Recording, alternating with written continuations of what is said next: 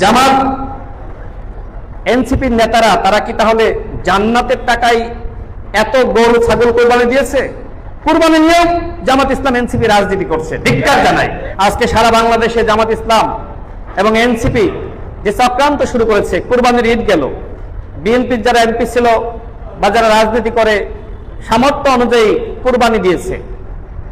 BNP সরকারের মন্ত্রী Shahiduddin Chowdhury any ভাই তিনি 6টি গরু কুরবানি দিয়েছেন। এ নিয়ে দেখলাম সাংবাদিক সম্মেলন হয়ে গেল যে এই 6টি গরু কেনার টাকা আসলে বিএনপির এই মন্ত্রী কোথায় পেল?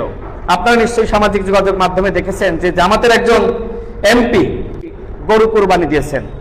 আর একজন জামাতের প্রার্থী ছিলেন, তার নাম অধ্যক্ষ মোহাম্মদ বেলায়েত হোসেন, তিনি 100টি গরু কুরবানি দিয়েছেন। জামাত ইসলামের এই যে এমপিরা এবং এমপি প্রার্থীরা তারা এত গরু কুরবানি দিল, এই টাকা নিয়ে কেউ প্রশ্ন তুলছে না।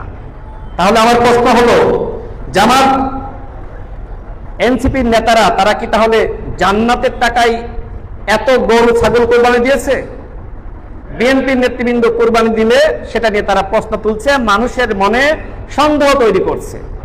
কুরবানি নিয়েও জামাত ইসলাম এনসিপি রাজনীতি করছে, ধিক্কার জানাই।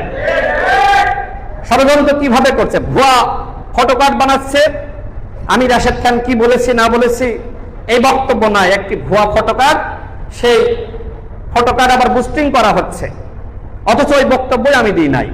বা হামিদুল ইসলাম হামিদ বিনি ভাই তারা একটি বক্তব্য দেয়নি, কিন্তু ভুয়া ফটোকার্ড বানিয়ে মানুষকে বিভ্রান্ত করা হচ্ছে।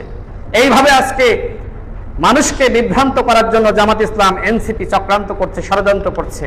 এই ব্যাপারে বিএনপির নেতৃবৃন্দকে সতর্ক থাকতে হবে, সোচ্চার থাকতে হবে। যারা কুরবানি নিয়ে রাজনীতি করতে পারে, যারা কুরবানি নিয়ে মানুষকে বিভ্রান্ত করতে পারে, এরা কতটা নৈতিকতা সম্পূর্ণ সেটি নিয়ে আমাদের ভাবতে হবে। আজকে বিএনপির সকল নেতৃবৃন্দকে আমি আগেও বলেছি যে আপনারা সবাই একতাবদ্ধ হন। সামনে স্থানীয় নির্বাচন আছে, এই স্থানীয় নির্বাচনকে কেন্দ্র করে আপনাদের সবাইকে আমি একতাবদ্ধ হওয়ার আহ্বান করছি। আগেও বলেছি, এখনো করছি।